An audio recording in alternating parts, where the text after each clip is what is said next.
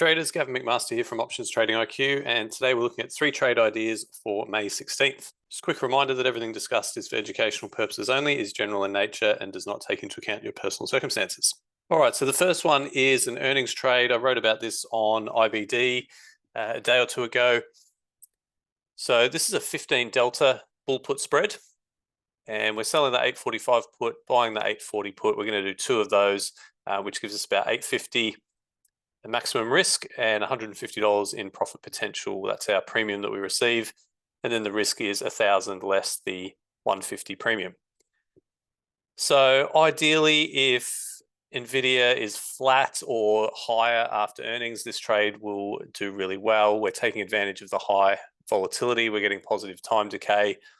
And provided NVDA is flat or higher, it can drop a little bit after earnings and the trade will still be okay, as long as it doesn't have a big move that's sort of outside the expected range. It should absolutely be fine. The expected range is down to about that sort of 850 level. So we're just outside that expected move. 6 out of 6 times NVIDIA has been above the lower range of the expected move. So hoping that trend will continue. If that does, this trade will do well.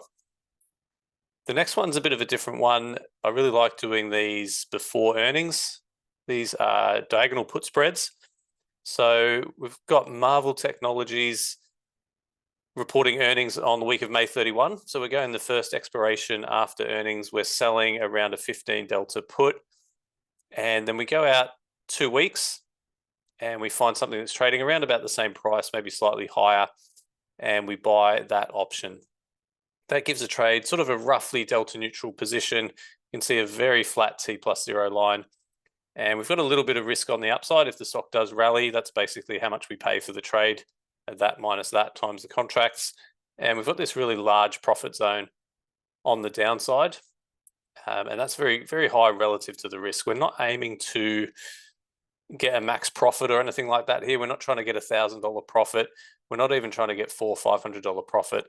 What we're trying to play is the time decay and the volatility skew. So we're selling the high vol here, buying the low vol here. And if we look at that purple line, that's our T+0 line. The blue line is the profit and loss at expiration. We're not going to hold it all the way through to expiration. We're going to hold it for about a week and we're going to close out before earnings. So here I've adjusted the purple line to be about 1 week from today. And you can see the trade's going to be fine anywhere from about 61 through to about 74, 75. So that's what we're looking for there.